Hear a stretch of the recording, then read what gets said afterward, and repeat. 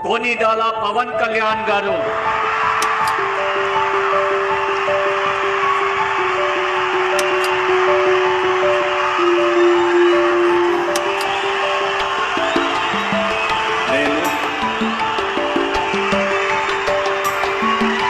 కొనిదెల పవన్ కళ్యాణ్ అనే నేను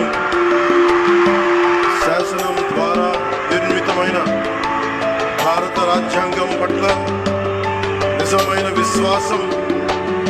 విధేయత చూపుతానని, భారతదేశ సార్వభౌమాధికారాన్ని సమగ్రతని కాపాడుతానని ఆంధ్రప్రదేశ్ రాష్ట్ర మంత్రిగా